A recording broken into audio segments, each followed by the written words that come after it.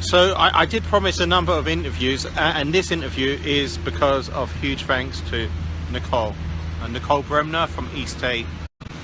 And Nicole said, you know, she sent me a message. She said you must connect with Ricky and James, and you know, I'm really pleased.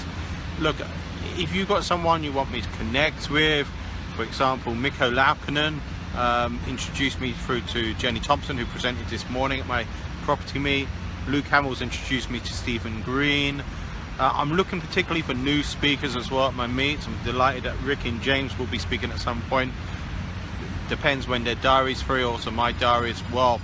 Look, it's a lot less about me and more about discovering how to move your property journey to the next levels, accelerated learning as well. We're going to go through some classic concepts such as goal setting, but we're also going to look at new technologies as well.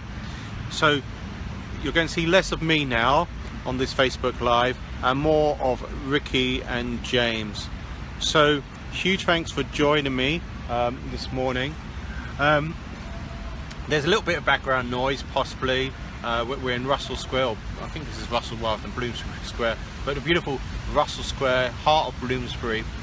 And it's about academic learning, this area of Bloomsbury. But of course people can learn in different ways, and we were discovering one of the technologies is Audible. Now before we go into Audible, can you just literally tell our listeners a little bit about yourself, Ricky and James? I know you come from a construction background. Yeah, so I'm Ricky and this is my business partner James. Our company is DarlowHemphill.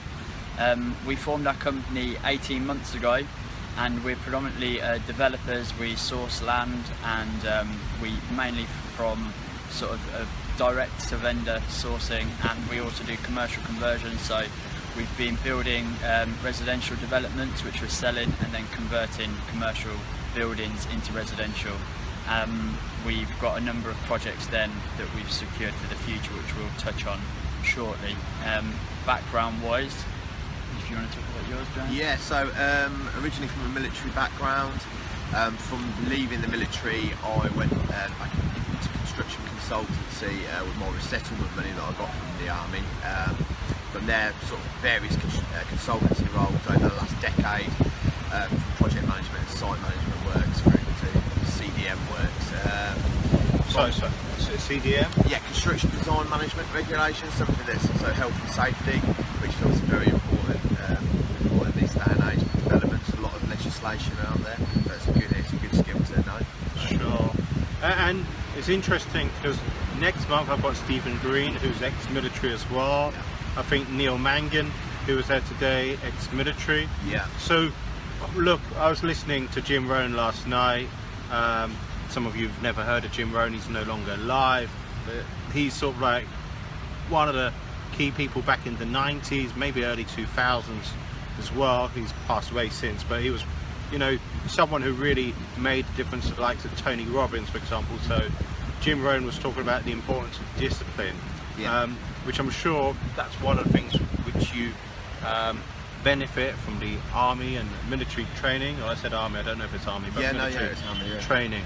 So look, it's a significant seismic shift going from being an employee mindset to being an employer mindset, or to being self-employed, creating your own business. What was that seismic shift which meant moving away from the safe?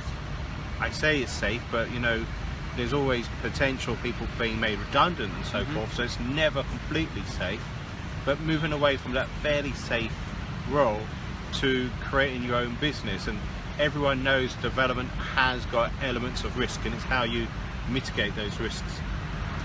Yeah, well, I suppose for us both, we come from different paths into how we formed our business, but we both were from construction management backgrounds. But I'd actually been investing in property for about 10 years, buying HMO properties, converting properties into HMOs, and I built up a cash flow significant enough to enable me to leave my role as a project manager in construction. And that was when I met James at a property event and formed our business. But so when you met James at a property event, and I promised to these guys it would be short, but it's such an interesting story.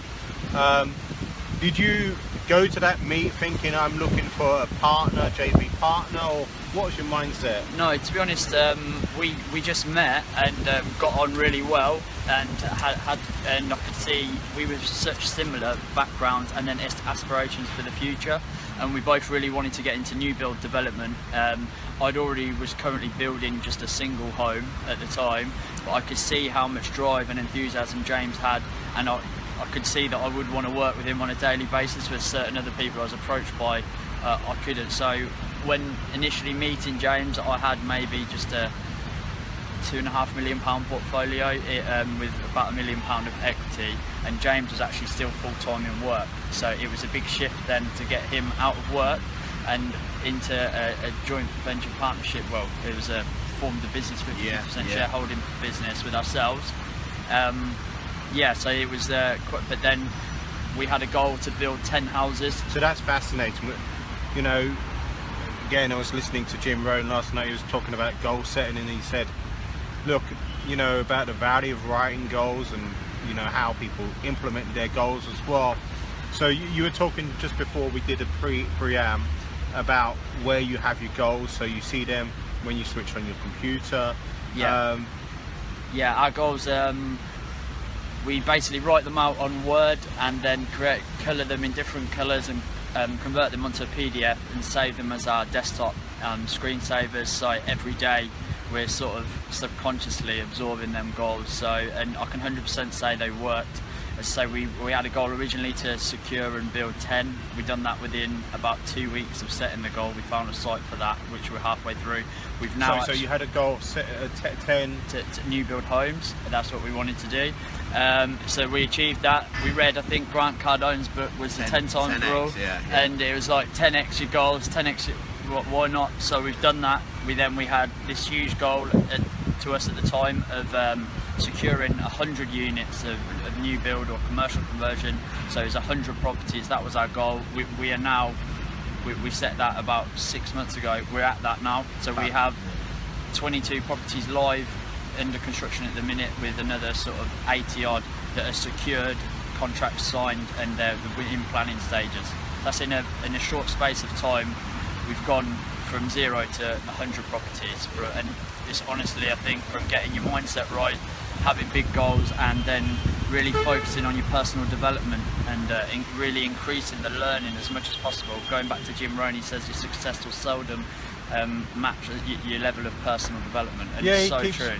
Going on about that, and I was thinking about that this morning, and I was also thinking about the people who talk most about personal development in property are those who are raising finance and funds.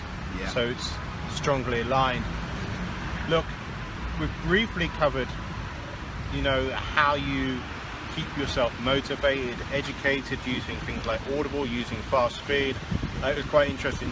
I've heard, you know, lots of people talk about 2x, you know, the speed. So it's interesting. You go from a 1 to 1.25. Yeah, I mean, that's how we actually heard it, I think, on a Rob Moore podcast. We listened to, I think, about 170 of his podcast in about 3 weeks.